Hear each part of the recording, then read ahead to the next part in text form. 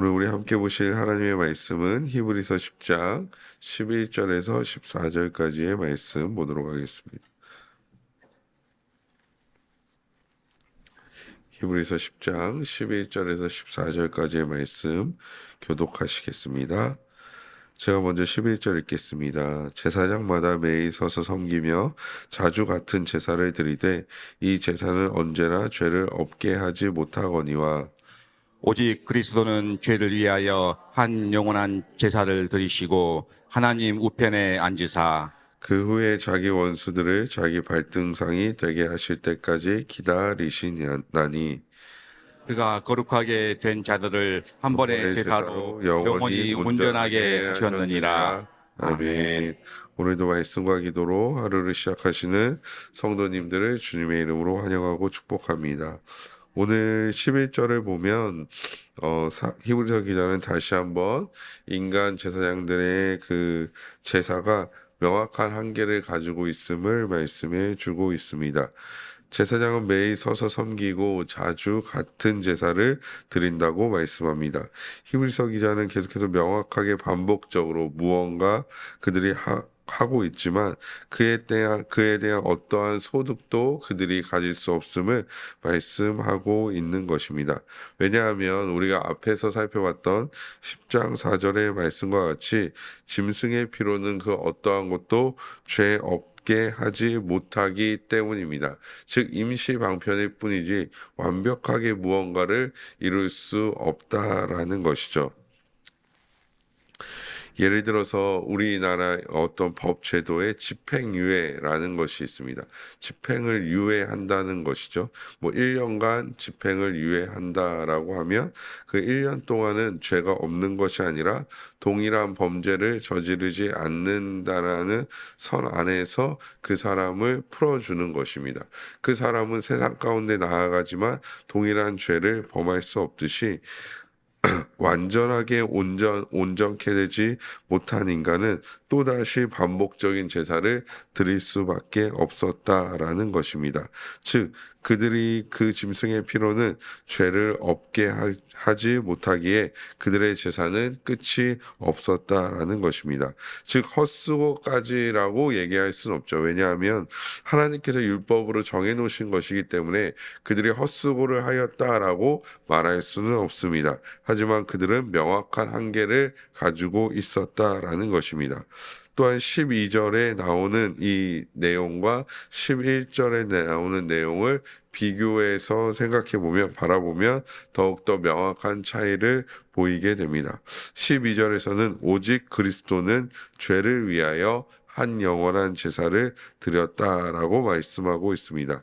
이 내용을 11절과 비교해보면 11절에는 매일 자주라는 단어가 등장하는 반면에 12절에는 한이라는 단어로 말씀하고 있습니다. 인간적인 기준으로 봤을 때는 한 번 하는 것보다는 매일 하거나 자주 하는 것이 더 큰 노력이라고 볼 수 있습니다. 더 꾸준한 것이라고도 볼 수 있죠. 하지만 본문의 기준으로 봤을 때 매일 자주 하는 이유는 불완전을 보여주기 위한 단어이며 한이라는 단어는 완전함을 포함하고 있는 단어라고 볼 수 있습니다. 즉 히브리서 기자는 이 단어들을 의도적으로 함께 대비하여 사용함으로써 인간의 제사와 예수 그리스도의 제사는 명백한 차이점을 가지고 있다라는 것을 보여주고 있는 것입니다. 또 한 가지 우리가 주목해 볼 것은 12절 초반부를 보면 히브리서 기자가 오직이라는 단어를 사용하고 있는 것을 볼 수 있습니다. 즉 오직 그리스도는 이라고 말씀하고 있는 것이죠. 즉 다른 어떠한 여지를 남겨두고 있지 않다라는 것입니다. 즉 이전에 있었던 구약의 제사 중에 누가 드렸던 제사는 조금 더 특별하고 어떤 제사장이 어떤 왕이 드렸던 제사는 조금 더 대단한 제사였고 이렇게 말씀하지 않는다라는 것이죠. 오직 그리스도만이 온전한 제사를 영원한 제사를 하나님 앞에 드릴 수 있었다라는 것입니다. 왜 그러면 오직 그리스도만 이것이 가능했을까요? 계속해서 12절을 보시면 영원한 제사를 드리셨다라고 말씀하고 있는 것을 볼 수 있습니다. 이 땅에 아무리 뛰어난 선지자라 할지라도 제사장이라 할지라도 왕이라 할지라도 영원할 수 없기 때문에 이 영원한 제사를 드릴 수 있으신 분은 완전한 인간으로 계시며 완전한 하나님으로 계신 예수 그리스도밖에 없다라는 것입니다. 우리는 인간 누구에게도 이 영원한이라는 단어를 붙일 수 없습니다. 왜냐하면 우리는 명확한 인간의 한계를 가지고 있기 때문이죠. 이 연인과의 어떤 관계에서 아니면 부부의 관계에서 자녀와의 관계에서도 내가 너를 영원히 사랑할게 라고 얘기를 하곤 합니다. 내가 너를 영원히 지켜줄게 라고 얘기하곤 하죠. 하지만 그 영원이라는 단어는 그냥 내가 이 세상에 있는 동안이라는 제한점을 가지고 있는 것이지 영원할 수는 없다라는 것입니다. 하지만 예수 그리스도는 그 영원을 가지신 분이고 영원에서 이 세상을 창조한 창조주이시기 때문에 영원한 제사를 드리실 수 있는 분은 오직 예수 그리스도밖에 없다라는 사실입니다. 왜냐하면 인간은 명확한 한계를 가지고 있기 때문이죠. 그래서 영원한이라는 단어는 방금 전에도 말씀드렸지만 완전한 인간이시면서 완전한 하나님이신 예수 그리스도만이 가질 수 있는 표현이라는 것입니다. 즉 수많은 제사장들이 섰지만 유일하게 우리를 위한 제사장으로 쓰신 예수 그리스도만이 영원한 제사를 드릴 수 있었던 것이죠. 그리고 더 중요한 것은 하나님 보좌 우편에 앉으셨다라는 표현입니다. 하나님 보좌 우편에 앉으셨다는 말은 이전에도 말씀드렸지만 그냥 하나님께서 좌우가 있으셔서 그 옆에 앉으셨다라는 표현은 아닙니다. 왜냐하면 하나님은 영이시기 때문에 어디가 좌인지 어디가 우인지 알 수 없기 때문입니다. 하지만 성경에서 반복적으로 예수 그리스도께서 하나님 보좌 우편에 앉으셨다라고 말씀하는 이유는 이제 제사는 완료되고 하나님 보좌 우편에서 동등하게 성부 하나님과 동등하게 하나님의 백성들을 통치하시고 다스리고 계시다라는 표현을 하고 있는 것이죠. 즉 하나님 보좌 우편에 앉아 계시다라는 것은 이제는 제사장으로서의 직분에서 더 나아가 하나님 보좌 우편에서 하나님과 동등하게 통치하고 계신 왕으로서의 직분을 또한 감당하고 계시다라는 것을 말씀해 주고 있는 것입니다. 예수님은 이제 하나님 보좌 우편에서 우리를 통치하고 다스리고 계신 줄 믿습니다. 완전히 이루신 이제는 더 이상 다른 요구를 받지 아니하시는 제사를 드리셨습니다. 하지만 그의 제사는 영원하기에 늘 유효합니다. 인간은 죽음이라는 한계에 갇혀 있지만 예수님께서는 영원하시며 뿐만 아니라 자신의 백성들을 하나님 보좌 우편에서 늘 통치하시고 다스리시며 보호하고 계시다라는 것입니다. 그에 이어서 더 나아가 히브리서 기자는 13절에 완전한 승리를 거두신 예수 그리스도에 대하여 말씀해 주고 있습니다. 이제 예수께서는 자기 원수들이 자기의 발등상이 되기까지 기다리신다라고 말씀하고 있는 것입니다. 여기서 기다린다라는 표현을 쓴 것이 특이한데요. 기다린다라는 것은 이미 승리를 거둔 이후에 그 결과만을 기다리고 있는 것입니다. 즉 올림픽 경기에서 워낙 뛰어난 선수가 다 무언가 10점 만점을 맞춘 후에 다른 선수들의 경기를 기다리고 있듯이 마음 편안하게 기다리고 있듯이 예수 그리스도께서는 이미 승리하셨기 때문에 부활하시고 승리하셨기 때문에 이제 그 승리의 결과만을 기다리고 계신다라는 것입니다.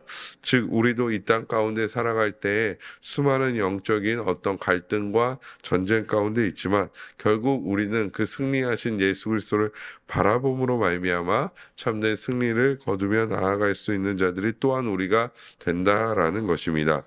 계속해서 13절 본문을 살펴보면 발등상이라는 단어가 등장하는데요. 발등상이라는 것은 발을 올려놓는 거, 영어 표현으로는 풋스톨이라고 하는데요. 뭐 이렇게 카페에 가거나 아니면 뭐 집에도 이렇게 발을 올려놓는 거, 편안하게 쉴 때 올려놓는 것을 의미합니다.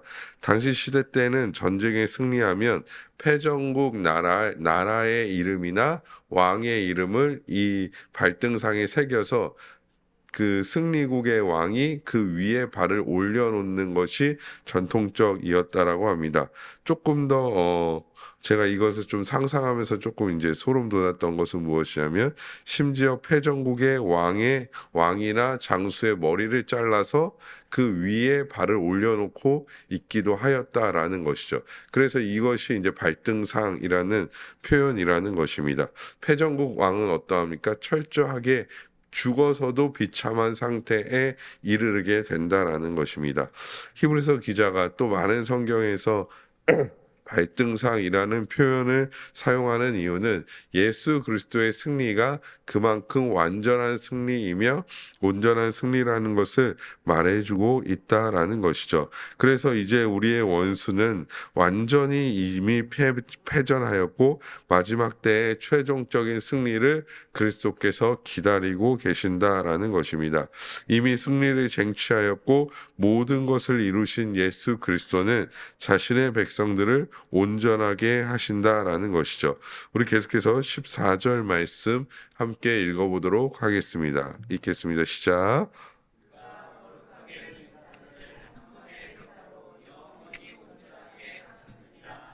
아멘. 여기서 우리가 먼저 살펴볼 것은 거룩하게 된 자들이라는 표현입니다. 그래서 거룩을 좀 정의해 보자면, 우리가 어떠한 성경에 기록된 거룩한 행위, 거룩해 보이는 행위를 해서 우리가 거룩하게 된다라고 생각하고 있습니다. 하지만 오늘 본문에 보면 이미 우리를 지칭하여 거룩하게 된 자들이라고 표현하고 있는 것이죠. 그래서 여기에서 미루어 보면 우리가 거룩하게 되는 것이 아니라 이미 우리는 거룩하게 되었고 그 거룩하게 된 자들로서의 삶을 살아가는 것이죠. 즉, 우리는 새로운 피조물로서의 우리가 새로운 피조물로서 그 모든 것을 만들어가는 것이 아니라 새로운 피조물이 되었고 그 새로운 피조물로서의 삶을 살아가듯 우리의 거룩 또한 우리가 거룩해지는 것이 아니라는 의미를 말씀해 주고 있는 것입니다. 오히려 거룩의 행위와는 별개로 예수 그리스도의 제사로 말미암아 하나님의 자녀가 되었을 때 그 거룩함이 우리에게 주어진다라는 것이죠. 그리고 그 행위는 거룩하게 된 우리가 행하는 것이죠. 아버지의 뜻대로 행할 때, 주의 말씀대로 행할 때 그것이 즉 거룩하게 된 자들이 합당한 모습이라는 것입니다.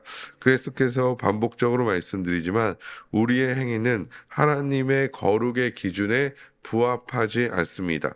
왜냐하면 우리가 행하는 거룩조차 일회적인 것이고 꾸준할 수 없기 때문이죠. 오늘 거룩하게 우리가 살았을지 모르겠지만 내일 우리가 죄 가운데 빠져갈 수 있는 연약한 존재들이라는 것입니다. 그래서 사실 오늘 거룩하고 내일 거룩하지 않는다면 우리는 거룩한 존재들이라고 말하기가 쉽지는 않을 것입니다. 제가 보기에는 거룩해 보이지만 내일 아니면 다른 지역에 가서 거룩한 삶의 모습을 보이지 않는다면 그 거룩은 상실되게 된다라는 것이죠. 우리 인간들도 그렇지 않습니까? 누군가 저 사람은 정말 거룩하게 사시는 분이야, 저분은 정말 깨끗하게 사시는 분이야 라고 이야기했는데 그에게 흠결이 보였을 때 그 이전에 우리가 쌓았던 모든 신뢰와 어떤 모든 그에 대한 믿음이 와르르 무너져 내리듯이, 와르르까지는 아니더라도 일부 무너져 내리듯이 우리가 하나님 앞에 거룩하게 오늘 하루 살았다라고 이야기한다 할지라도 내일 흠결 있는 모습을 보이면 우리에게 거룩이라는 단어는 어울리지 않다라는 것입니다. 하지만 하나님께서 우리에게 거룩하게 된 자들이라고 말씀하심으로 말미암아 우리는 우리의 어떠한 행위의 여부와 상관없이 이미 거룩하게 된 자들이라는 것입니다. 여기에서는 한 가지 더 큰 의미가 있는데요. 거룩하게 된 자들이라는 것은 구원받기에 합당하게 된 자들이라는 의미를 또한 가지고 있습니다. 왜냐하면 하나님께서 누군가를 구원하실 때 거룩하지 않은 자, 하나님 보시기에 합당하지 않은 자를 구원하신다라는 것은 하나님의 공의와 정의에 부합하지 않기 때문입니다. 그렇기 때문에 하나님의 백성들을 거룩하지 않지만 거룩하게 하셔서 구원해 놓으신 거라는 것이죠. 즉 우리를 구원하실 때 예수 그리스도께서는 자신을 낮추셔서 이 땅 가운데 오셨고 우리를 조금 높이셔서 맞추신 후에 구원하셨다라는 것입니다. 이 말은 무엇이냐면 우리는 이 땅 가운데 살아가면서 죄악 가운데 있을지 모르겠지만 그럼에도 불구하고 그리스도께서 우리의 중보자 되시며 그리스도께서 하나님과 우리 사이에 끼셔서 끊임없이 죄 없다 말씀해 주시기 때문에 우리는 거룩한 자, 즉 구원받기에 합당한 자가 된 것이지 어떠한 우리의 거룩해 보이는 행위로 절대 인간은 거룩해질 수 없다라는 것입니다. 만약에 인간의 행위로 말미암아 거룩해질 수 있다면 바리새인은 그 누구보다도 거룩한 자였을 것입니다. 왜냐하면 우리가 바리새인에 대하여 예수 그리스도의 시선으로 바라보기 때문에 그들의 가식적인 모습, 형식적인 모습, 습관적인 어떤 장로들의 전통과 어떤 그 유대의 전통을 따르는 모습을 보면서 우리가 예수 그리스도를 통하여 성경을 통하여 그들을 바라보기 때문에 그들의 그런 모습들이 회칠한 무덤과 같은 그런 모습들이 보이는 것이지 실제적으로 제가 이전에도 말씀드렸듯이 유대 사회 안에서는 바리새인은 그 누구보다도 거룩한 사람들이었다라는 것입니다. 그래서 만약에 행위적으로 인간이 거룩해질 수 있다면 바리새인은 그 누구보다도 거룩한 존재였을 것입니다. 하지만 그런 것이 아니다라는 것이죠. 오직 거룩을 부여하실 수 있는 분은 하나님밖에 없으시다라는 것입니다. 우리의 거룩은 그래서 오로지 거룩하게 하시는 하나님의 은혜와 예수 그리스도의 사랑과 성령의 내주하심을 통해서만 가능하다라는 것입니다. 그럼에도 불구하고 이 거룩에 있어서 우리가 한 가지 마음에 걸리는 것이 있습니다. 그것은 무엇이냐면 하나님께서 우리에게 거룩을 명하셨다라는 것이죠. 내가 거룩하니 너희도 거룩하다라고 말씀하셨기 때문입니다. 그렇기 때문에 이미 예수 그리스도를 통하여 거룩하게 된 우리는 이 하나님의 말씀을 힘입어서 하나님의 말씀을 붙잡고 거룩한 삶에 이제는 이전에 죄악의 길에 서서 불의한 일만을 행했다면 이제는 자유로워진 우리의 자유로운 의지를 가지고 하나님의 말씀과 하나님의 뜻을 순종하는 삶의 모습의 길을 보여야 한다라는 것입니다. 계속해서 말씀을 살펴보면요. 그리고 그러한 하나님의 자녀들은 한 번의 제사로 온전하게 하셨다라고 말씀하고 있습니다. 이 말씀은 위에 이미 획득한 승리와도 연결됩니다. 예수께서는 이미 승리하셨습니다. 그래서 우리를 온전하게 하시는 것 또한 영원함을 부여할 수 있게 되었고 그거를 변개치 아니하신다라는 것입니다. 영원한 제사, 영원한 온전함이라는 것은 이미 우리가 획득한 것이라는 사실이죠. 즉 예수 그리스도께서 승리를 획득하셨듯 우리 또한 승리와 온전함을 획득하게 되었다라는 것입니다. 그래서 우리가 하나님의 나라에 가는 것이 확정되었다라는 의미는 오로지 예수 그리스도께서 단번에 이루신 제사와 그의 영원성과 연결됩니다. 우리는 예수 그리스도 안에 있을 때 이 온전함을 누릴 수 있다라는 것입니다. 중요한 것은 그리스도 예수 안에 있을 때라는 표현이죠. 에베소 3장 6절의 말씀은 이렇게 말씀하고 있습니다. 이는 이방인들이 복음으로 말미암아 그리스도 예수 안에서 함께 상속자가 되고 함께 지체가 되고 함께 약속에 참여하는 자가 됨이라. 아멘. 이 구절에서 사도 바울이 강조하는 바는 무엇입니까? 물론 함께 되었다라는 말을 강조하고 있지만 그리스도 예수 안에서 그것이 가능했다라는 것입니다. 유대인이나 헬라인이나 이방인이나 자유자나 종이나 남자나 여자나 다 상관없이 그리스도 안에서 함께 상속자가 되고 함께 지체가 되고 함께 약속에 참여하는 자가 될 수 있는 이유는 무엇이냐면 그리스도 예수 안에 있기 때문입니다. 그리스도 예수 안에 있을 때 이 모든 것이 우리에게 유효하다라는 것이죠. 그리스도 밖에 있다면 이것은 우리에게 유효하지 않습니다.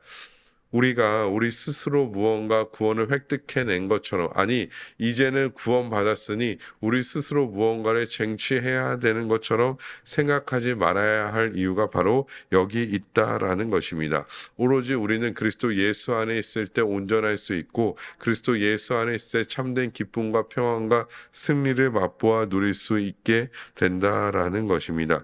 이 모든 것은 예수 그리스도 안에 있을 때 가능하다라는 것이죠. 누구보다도 사도 바울은 이것을 너무나 잘 알고 있었습니다. 그래서 빌립보서에 나오는 사도 바울의 수많은 표현들을 보면 특별히 이제 기쁨의 서신이라고 불리는 빌립보서에서 사도 바울이 기쁨이라는 혹은 기뻐하라라고 표현할 때 그는 늘 그리스도 예수 안에서 너희가 그리스도 안에서라는 표현을 사용하고 있습니다. 왜냐하면 그 모든 것이 그냥 일반적인 사람이 누릴 수 있는 것이 아닌 그리스도 예수 안에 있는 사람들만이 누릴 수 있는 것이기 때문이라는 것이죠. 그러기에 우리는 그에 합당한 자로서 그 안에 있는 자로서 살아가는 것이 옳습니다. 세상의 유혹과 핍박이 와도 승리가 없는 자처럼 불안해하고 염려하고 걱정하는 것이 아니라 오히려 담대히 믿음의 선한 싸움을 싸우는 우리의 삶이 되어져야 한다라는 것입니다. 많은 믿음의 사람들이 이런 딜레마에 빠집니다. 내가 세상 가운데 살아가고 세상에서는 이런 방식을 취하는데 내가 하나님의 뜻대로 살아가고 하나님의 방식, 하나님의 말씀의 방식을 취하는 것이 과연 나에게 유익이 되는가? 과연 이것이 맞는가라는 것이죠. 그래서 적당히 타협하기도 하고 적당히 세상 가운데 살아가기도 합니다. 그러다가 주일이 되거나 이 교회에 오면 다시금 거룩한 자인 것처럼 행동한다라는 것이죠. 하지만 우리는 온전한 믿음으로 말미암아 세상 가운데 살아갈 때 이미 승리한 자로서 살아가야 한다라는 것입니다. 하나님의 방식, 하나님의 뜻대로 하는 것, 어제 말씀드린 것처럼 예수 그리스도를 따라가는 것은 세상은 달가워하지 않을 것입니다. 그것으로 인하여 우리는 핍박받을 수 있고 손가락질 받을 수도 있을 것입니다. 하지만 우리는 진리에 있어서는 굳건한 마음을 가지고 온전히 하나님의 뜻대로 주의 말씀대로 살아가는 자들이 되어야 할 줄 믿습니다. 그래서 사도 바울은 고린도후서 6장 8절에서 10절까지의 말씀에 이렇게 말씀하고 있습니다. 우리는 속이는 자 같으나 참되고 무명한 자 같으나 유명한 자요 죽은 자 같으나 보라 우리가 살아있고 징계를 받는 자 같으나 죽임을 당하지 아니하고 근심하는 자 같으나 항상 기뻐하고 가난한 자 같으나 많은 사람을 부유하게 하고 아무것도 없는 자 같으나 모든 것을 가진 자로다. 아멘. 우리가 세상 가운데 하나님의 뜻대로 살아갈 때 우리는 무명한 자 같이 될 수 있고요. 또 죽은 자 같이 살아갈 수 있고 때로는 징계를 받는 자처럼 아무것도 없는 자처럼 보일 수 있다라는 것입니다. 세상의 표현으로 말하면 답답한 자들처럼도 보일 수 있다라는 것이죠. 하지만 그것이 중요한 것이 아니라는 것입니다. 우리는 이 세상의 무언가를 획득하기 위한 삶이 아닌 이미 획득한 은혜와 사랑 안에서 세상의 방식과는 다르게 살아가는 자들이 되어져야 합니다. 그래서 세상의 어떠함이 우리의 기준이 되지 않습니다. 세상의 무언가가 우리의 기준이 되지 않습니다. 있습니다. 세상에서 자신의 위치, 돈의 유무, 정치적인 방향성, 삶의 환경, 조건들이 우리의 기준이 절대 돼서는 안 된다라는 것이죠. 오로지 그리스도 예수 안에 있는 우리는 참된 소망을 그 안에서 찾을 수 있고 오직 표대를 향하여 온전함을 추구하며 달려가는 자들이 되어져야 한다라는 것입니다. 사랑하는 아들포이교회 성도 여러분, 오늘도 우리는 어제와 다르지 않은 평범한 일상을 살아갈 것입니다. 그리고 수많은 것에 영향을 받게 될 것입니다. 위에서 제가 말씀드린 다양한 자신의 위치나 돈의 유무나 정치적인 방향성이나 삶의 환경이나 조건 등의 어떤 영향을 받을 수밖에 없습니다. 그것이 우리가 하나님의 뜻대로 살아간다고 해서 그런 것들이 우리에게 다가오지 않는 것이 아니라는 것이죠. 그런 것들이 끊임없이 우리 가운데 다가오지만 우리는 온전한 삶의 방향성을 가지고 온전히 그리스도를 믿는 믿음 안에서 이미 승리하고 계신 예수 그리스도를 바라보며 살아가는 자들이 되어져야 할 줄 믿습니다. 그래서 사도 바울이 빌립보서 3장 13절에서 14절에 또한 이렇게 말씀합니다. 우리 함께 읽겠습니다. 시작. 형제들아, 나는 아직